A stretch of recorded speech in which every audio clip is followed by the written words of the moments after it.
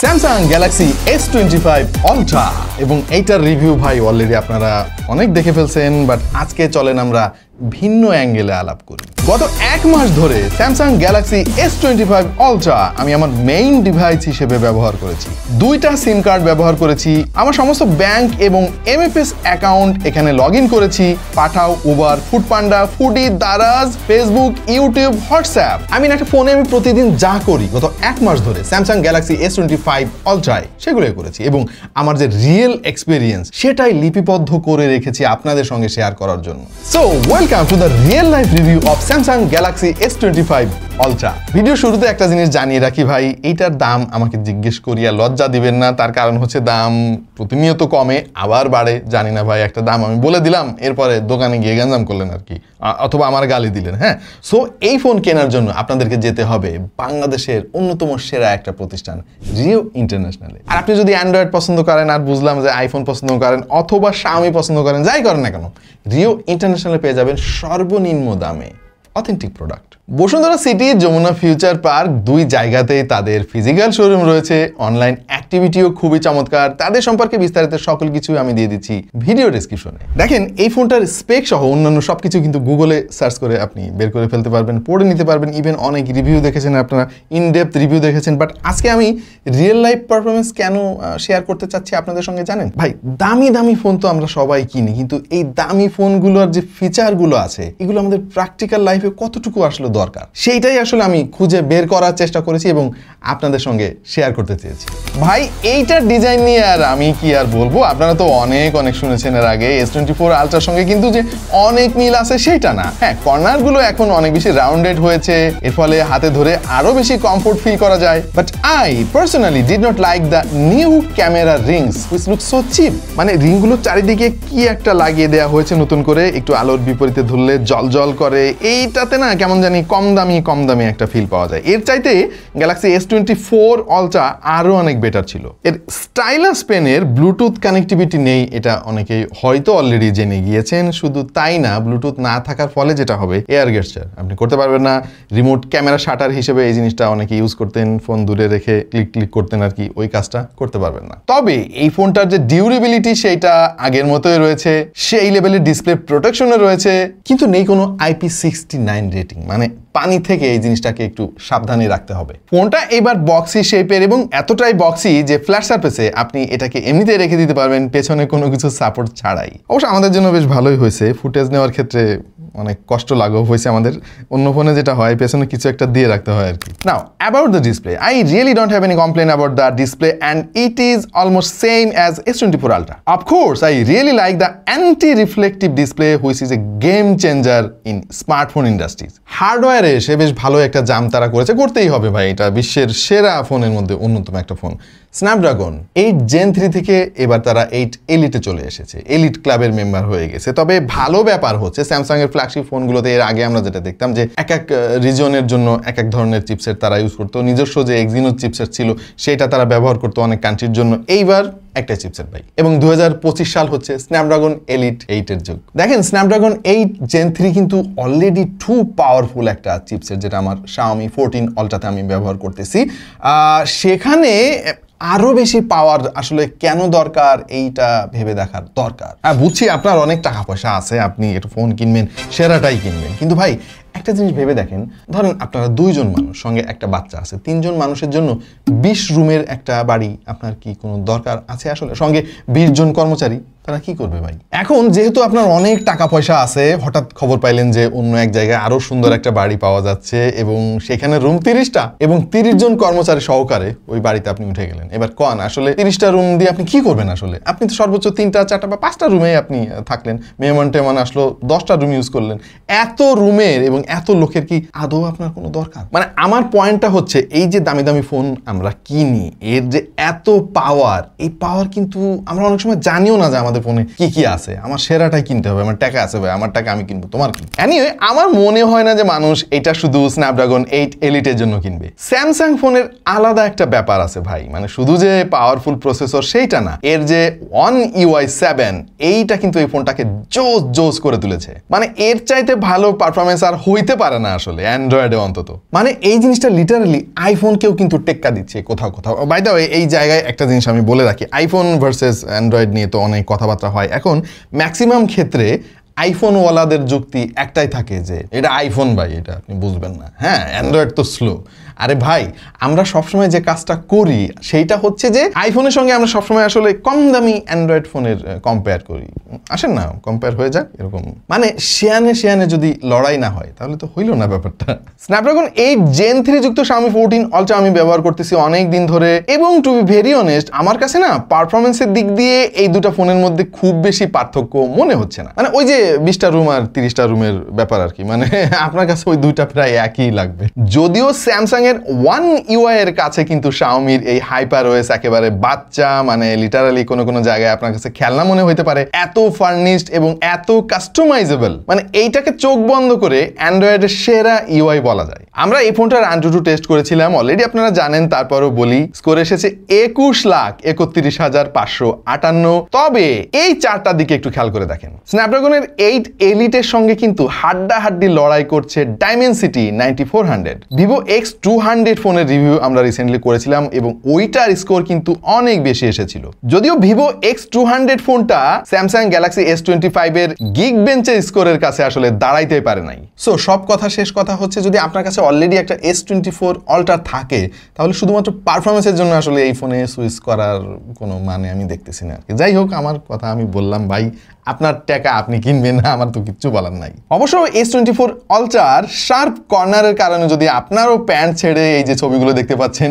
এইরকম, তাহলে ভাই ভিন্ন কথা। এই ফোনে আউট অফ দ্য বক্স পেয়ে যাবেন Android 15 এবং স্যামসাং ফোনের মতো ভাই এত আপডেট মনে হয় না যে অন্য কোনো ফোন কোম্পানি দেয়। মানে 6 বছর তো মিনিমাম পাবেন, কোনো ক্ষেত্রে ফ্ল্যাগশিপ ফোনগুলোর ক্ষেত্রে বেশিরভাগ 7 বছর পর্যন্ত আপনি অ্যান্ড্রয়েড আপডেট পাবেন এবং সিকিউরিটি প্যাচ আপডেট পাবেন অনেক দিন ধরে ভাই। এর ফলে যেটা হয়, স্যামসাং ফোনের কিন্তু লং টার্মে মানে ব্যবহারের যে এক্সপিরিয়েন্স সেটা অস্থির রকমের ভালো হয়। তবে ছোট কিছু জিনিস আমি আসলে প্রতিদিন ফেস করি যেটা আসলে মানে ঘন্টায় ঘটে আর কি, সেটা একটু শেয়ার করতে চাই আপনাদের সঙ্গে। ধরেন এই যে আমি ব্রাইটনেস কমাতে বা বাড়াতে চাচ্ছি স্যামসাং গ্যালাক্সি S25 Ultra, খেয়াল করে দেখেন মানে ব্রাইটনেস অনেক কম আছে, আমি একটু বেশি করতে চাচ্ছি। এটা করার জন্য আপনি যে জায়গাটায় টাচ করবেন ব্রাইটনেস সেইটুকু হয়ে যাচ্ছে। Xiaomi ফোনগুলো আবার একটু আলাদা আমার কাছে মনে হয়েছে, জিনিসটা খুব কনভিনিয়েন্ট, একটু দেখায় আপনাদেরকে। আর সেটা হচ্ছে ব্রাইটনেস বাড়ানোর জন্য আপনি যেখানেই ট্যাপ করেন না কেন আপনাকে কমানো বা বাড়ানোর জন্য সোয়াইপ করতে হবে, which is practical. One UI এর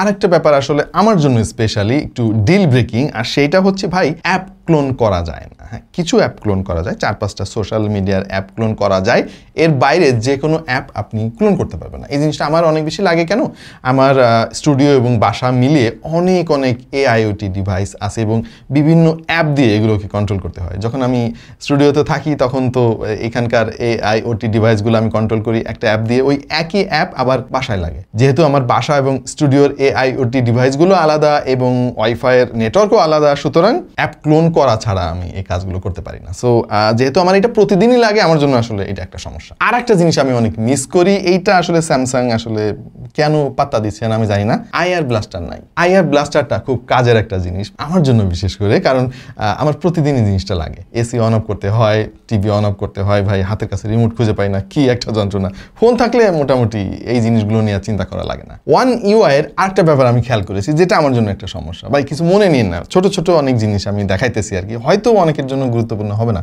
তারপরও বলি। মানে ডান দিক থেকে যদি আপনি ওপর থেকে সোয়াইপ করেন নিচের দিকে তাহলে কন্ট্রোল প্যানেল ওপেন হবে, ভেরি গুড। বা থেকে সোয়াইপ করলে নোটিফিকেশন প্যানেল ওপেন হবে, কিন্তু আপনি যদি ডিসপ্লে যে কোনো জায়গা থেকে ওপর থেকে নিচে এইভাবে সোয়াইপ করেন অন ফিঙ্গার দিয়ে তাহলে কিন্তু শুধুমাত্র নোটিফিকেশনটাই ওপেন হবে। এই জায়গায় আবার Xiaomi ফোনটা আরেকটু ফাইন টিউন করেছে, মানে ওই কাজটাই আপনি ডিসপ্লে যে কোনো জায়গা থেকে সোয়াইপ করলে করতে পারবেন। তবে একটা জিনিস ভাই S25 Ultra মানে খুব ভালো লাগছে আমার কাছে, আর সেটা হচ্ছে যে সেটিংস সেটিংসে গিয়ে আপনি যখন কোনো জিনিস খোঁজার চেষ্টা করেন, মানে আপনি তো জানেন যে অ্যান্ড্রয়েডের সেটিংয়ে গেলে মাথাটাই খারাপ হয়ে যায়, মানে কোন জিনিস কোথায় আপনি দেখছিলেন কোনো একবার, ওটা তো মনে করতে পারবেনই না, নামটাও মনে করতে পারবেন না। একটা এক্সাম্পল দিচ্ছি আপনাদেরকে, ধরেন ফিঙ্গারপ্রিন্ট সেন্সর। হ্যাঁ, এটা তো সহজ নাম, সবাই জানে। এই জিনিসটা যদি ফিঙ্গারপ্রিন্ট লিখে আপনি সার্চ না দিতেন আর কি এতদিন অন্য কোনো ফোনে, তাহলে ফিঙ্গারপ্রিন্টটা আসতো না। বাট এখন যেটা হয়েছে, আপনি যদি বায়োমেট্রিক লিখেও সার্চ দেন তাহলে ফিঙ্গারপ্রিন্ট সেন্সরটা আসবে, মানে এক্স্যাক্টলি ওই শব্দটা আপনাকে লিখতে হবে না। এতে এআই ফিচারের অভাব নাই ভাই,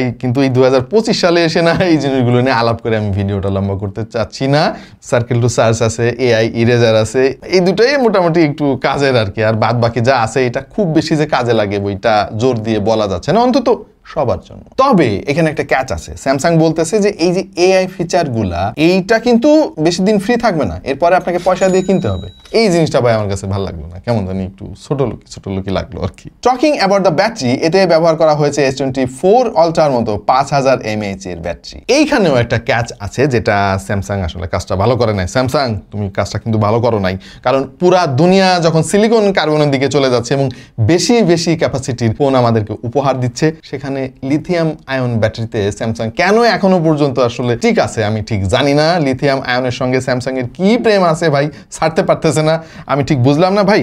দেখেন এত বড় একটা ফোন, এখানে যদি সিলিকন কার্বন ব্যবহার করা হতো আর এইটার ব্যাটারি ক্যাপাসিটি যদি 7000 mAh দিত, ভাই চিন্তা করছেন আপনি 3 দিন পর্যন্ত আপনি চালাইতে পারতেন মডারেট ইউজ করে।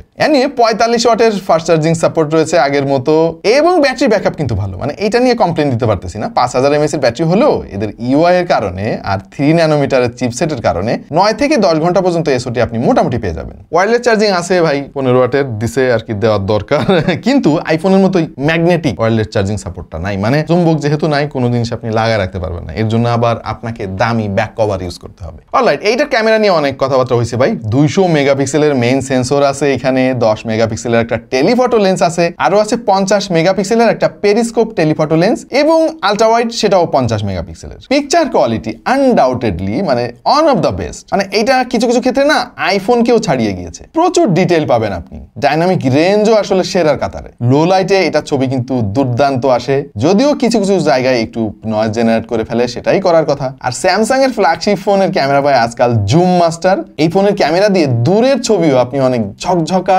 এবং তকতাকা পাবেন। এবং এটা যে পোর্ট্রেট ফটোগ্রাফি, ওইটা ভাই আইফোনকেও ছাড়িয়ে গিয়েছে কিছু কিছু জায়গায় দেখলাম। সেলফি ফটোগ্রাফির ক্ষেত্রে ওই একই কথা বলা যায়, প্রচুর ডাইনামিক রেঞ্জ পেয়ে যাবেন, মানে এর তোলা ছবি রেডি ভাই, মানে আপনাকে কিচ্ছু করতে হবে না, আপনি জাস্ট তুলবেন আর সোশ্যাল মিডিয়াতে আপলোড করবেন, কোনো রিটাচ করতে হবে না, 10টার মধ্যে 9টা ছবি সুন্দর আসবে। বাট এখানে একটা ক্যাচ আছে, আর সেটা হলো ভিডিও কোয়ালিটি। ভিডিওগ্রাফির জন্য এখনো পর্যন্ত অ্যান্ড্রয়েড কোনো ফোন কেন আইফোন লেভেলে যাইতে পারতেছে না আমি ঠিক জানি না, এটা নিয়ে গবেষণা করতে হবে। মানে খেয়াল করে দেখেন, এই লেন্স সুইচিং গুলো না এখনো পর্যন্ত সফিস্টিকেটেড করতে পারে নাই স্যামসাং এর মতো একটা ব্র্যান্ড। তবে হ্যাঁ, এটা দিয়ে 8K পর্যন্ত ভিডিও আপনি করতে পারবেন। 4K তে 120 ফ্রেম রেটেরও সুবিধা রয়েছে, স্টাবিলাইজেশনের কোনো ঘাটতি নাই, চমৎকার স্টাবিলাইজেশন পাবেন, এবং এটা দিয়ে ইজিলি আপনি ব্লগিং থেকে শুরু করে যে কোনো ভিডিও কন্টেন্ট তৈরি করতে পারবেন। আচ্ছা, তাইলে এই ফোনটা আসলে কারা কিনবেন? যাদের অনেক টাকা আছে তারা কিনবেন অবভিয়াসলি। এনিওয়ে, ফান অ্যাপার্ট, আমার মনে হয় স্মার্টফোন না অলরেডি মানে পিকে চলে গেছে ভাই। পিকে মানে পিকে না ভাই, মানে পিকে মানে অনেক উপরে চলে গেছে, মানে নতুন করে আর কিছু যুক্ত করার মতো মনে হয় স্মার্টফোন ব্র্যান্ড খুঁজে পাচ্ছে না। মানে আর কি যুক্ত করবে বলেন ভাই, আমরা কি এখন আর ওই অর্থে অবাক হই? মাঝে মাঝে আমার মনে হয় যে এখন আমরা অবাক হইতে পারি একটা জিনিস হইলে, ধরেন আমি হাঁটতেছি, ফোনও আমার সঙ্গে সঙ্গে উড়ে উড়ে যাচ্ছে আর কি, এইটা দেখলে হয়তো আমরা বলতে পারি হ ভাই নতুন একটা জিনিস দেখতেছি। মানে খেয়াল করে দেখেন, আইফোনও কিন্তু এবার আমাদেরকে খুব বেশি খুশি করতে পারে না তাদের 16 সিরিজে। মানে আমরা সবাই বলতেছি যে কই ভাই একই জিনিসই তো। স্যামসাং এর ক্ষেত্রেও তাই, মানে এরা গত 1 বছর ধরে কি করছিল আসলে। এনিওয়ে, তারপর আমি বলবো যে এই ফোনটা এই মুহূর্তে বিশ্বের অন্যতম সেরা একটা ফোন, মানে এটা একটা অল ইন অল প্যাকেজ। সব কিছুতেই হয়তো সেরা না, কিছু কিছু জায়গায় একটু কমতি তো অবশ্যই আছে, যেহেতু আপনি অনেক টাকা দিচ্ছেন, আপনি আশা করবেন যে ভাই সব কিছুতে আমার সেরা চাই, সেটা তো হবে না ভাই। তাহলে আপনার বাসায় ভাই 10-12 রকমের ফোন রাখতে হবে। হ্যাঁ, গেমিং এর জন্য ওই যে রেড ম্যাজিক, নুভিয়ার, তারপরে সেরা ছবির জন্য ভিভো X200 Pro, ভালো ভিডিওগ্রাফির জন্য আপনার আইফোন রাখতে হবে, এবং সবচাইতে বেশি ফাস্ট চার্জিং এর জন্য আপনার ওই রিয়েলমির দিকে যাইতে হবে, 320 ওয়াট ফাস্ট চার্জিং। এরকম এক একটা ফোনে এক এক জিনিস আর কি সেরা থাকে।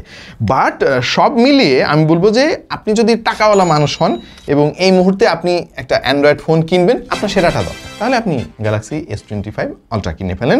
বাট আপনার যদি S24 আলট্রা অলরেডি থেকে থাকে, তাহলে আমার মনে হয় না যে নতুন করে এই ফোনটা কেনার কোনো দরকার আছে। ভিডিও কি হচ্ছে রে ভাই? সুন্দর হয়ে যাচ্ছে। তবে ভাই অতিশয় সততার সহিত আমি একটা পরামর্শ দিই আপনারে ভাই, কাজে লাগাইতে পারে না। সেটা হচ্ছে যে ফোনের পেছনে না এত পয়সা খরচ করার কোনো মানে আমি দেখি না। হ্যাঁ, এখন কইতে পারেন যে ভাই আপনারা চালান কেন, আপনারা তো ঠিকই চালান। ভাই আমরা চালাই কেন? এটা আমাদের প্রফেশন ভাই, আমাদের তো সেরা জিনিসের ফিল নিতে হয়। হ্যাঁ, ফিল না নিলে আমি আপনাদেরকে বোঝাবো কেমনে যে এই 50,000 টাকার ফোনের সঙ্গে ওই মানে পার্থক্যটা আসলে কোথায়। এই স্ট্যান্ডার্ডটা মেনটেন করার জন্য আমাদের আসলে এই হাই টেকনোলজিটা ব্যবহার করতে হয়, অ্যাডপ্ট করতে হয় নিজেদেরকে। এনিওয়ে, আমি যতই বলি না কেন এই ফোনগুলো সারা পৃথিবীতে হটকেকের মতো বিক্রি হচ্ছে, বাংলাদেশেও বিক্রি হচ্ছে, এবং আপনি যদি বেস্ট প্রাইসে কিনতে চান, রিও ইন্টারন্যাশনাল তো আপনার জন্য আছে। তাদের কাছে পেয়ে যাবেন একদম জেনুইন প্রোডাক্ট সর্বনিম্ন দামে। মানে তারা অনেক সময় মার্কেট চ্যালেঞ্জও করে ভাই। হ্যাঁ, রিও ইন্টারন্যাশনাল হতে পারে আপনার ফোনের জন্য অন্যতম সেরা একটা গন্তব্য। সো আজকে বেশি আর ভিডিও লম্বা করবো না ভাই, অলরেডি অনেক লম্বা হয়ে গেছে। আপনারা ইদানিং একটু আমাদেরকে উৎসাহ দিচ্ছেন যে হ্যাঁ ভাই লম্বা ভিডিও করেন, একটু ডিটেইলে আমাদেরকে জানান। আজকে আমরা চেষ্টা করেছি একটু ডিফারেন্ট অ্যাঙ্গেলে আপনাদেরকে এই ফ্ল্যাগশিপ ফোনের কিছু ইনফরমেশন শেয়ার করার জন্য। আশা করছি অনেকের কাজে লাগবে। কমন কথাবার্তা আমি বলি নাই কেন, অলরেডি সেগুলো আপনারা শুনছেন। একটু সময় নিয়ে আমরা ভিডিওটা বানালাম আর কি। কেমন লাগলো আমাদের আজকের আয়োজন অবশ্যই জানাতে পারেন। আর ভাই আপনারা সাবস্ক্রাইব করেন না কেন? সাবস্ক্রাইব করতে গিয়ে পয়সা লাগে, ভালো হইতে যেমন পয়সা লাগে না, সাবস্ক্রাইব করতেও পয়সা লাগে না। সাবস্ক্রাইব করেন আর নোটিফিকেশনটা কিন্তু অবশ্যই অন করবেন। হ্যাঁ, ভিডিওটা যে দেখলেন একটু প্রমাণ রাখতে হবে না, লাইক দিয়ে দেন। যুক্ত হতে পারেন আমাদের ফেসবুক গ্রুপে এবং ফলো করে রাখতে পারেন টিটিপির ফেসবুক পেজ। এবং আমাকে যারা একটু ফলো টলো করতে চান ভাই, আমাদের ফেসবুক, টিকটক, ইনস্টাগ্রাম সব আছে, ডিসক্রিপশনে লিঙ্ক দিয়ে দিচ্ছি, গো চেক ইট আউট। দেখা হয়ে যাবে অন্য কোনো ভিডিওতে, ভিন্ন কোনো ভিডিও নিয়ে। সেই পর্যন্ত সবাই ভালো থাকুন, সুস্থ থাকুন আর দেখতে থাকুন টেক টু দ্য পয়েন্ট।